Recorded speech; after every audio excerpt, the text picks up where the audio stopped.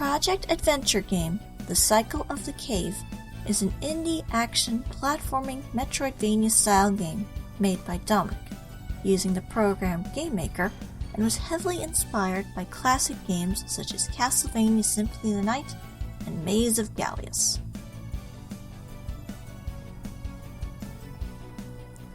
Before tackling the caverns of this title, let's discuss some features GameMaker has to offer. Originally made by Mark Overmars, now owned by Yo-Yo Games, GameMaker caters to entry-level novices and seasoned game development professionals equally, allowing them to create cross-platform games in record time and at a fraction of the cost of conventional tools.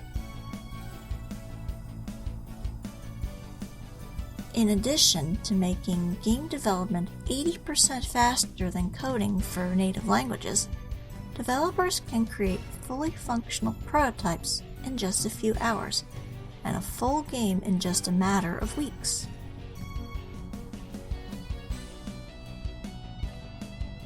Some of the features included in GameMaker are texture management, multiple configurations, team features, developer services portal, and mobile testing, as well as compatibility for multiple platforms including Mac, Linux, mobile devices, and gaming consoles.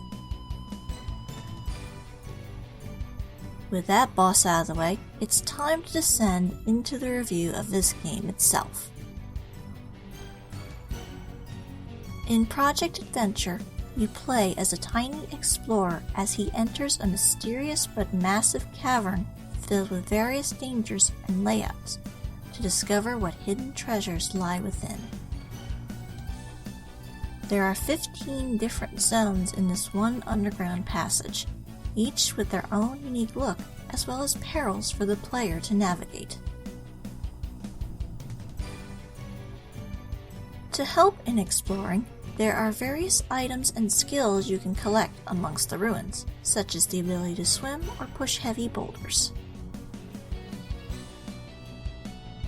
There are also 5 sub-weapons to find to combat the various enemies you encounter, including 5 bosses scattered about the map.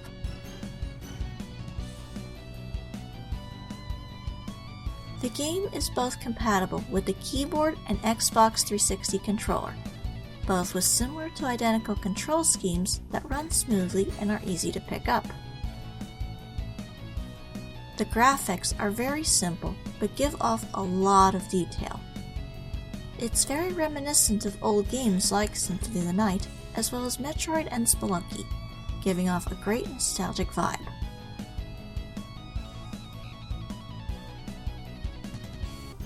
The music is really fun to listen to, both the main theme and soundtrack used for exploration. It's always upbeat and in your face, getting the player excited to explore and discover new things within the game. The one thing I can see people having trouble with is the difficulty curve. With just a few steps after the first save, you're thrust into dangerous territory and are expected to dodge bats, spikes, crumbling floors, and bugs without any form of defense other than your tiny jump mechanic. And as soon as you grab the sword, you're up against a boss, then expected to navigate back the way you came and get to a save point without dying.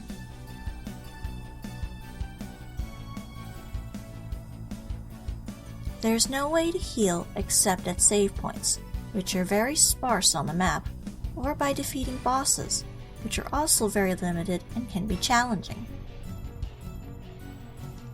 Add to the fact that you start out with only 3 hits and have to backtrack a lot past respawning enemies and traps, and you will expect some rage moments to commence. But overall, this game is really well made and adds a lot of challenge while tapping into the old nostalgia well, and I highly recommend this title. This developer put a lot of hard work and effort into this title, and I hope they continue to improve and make more games in the future. If you have a fondness for Metroidvania titles, a desire for a lot of challenge, and a passion for adventure, this game is for you. Download this little treasure today and see if you have the guts to conquer this game's depths.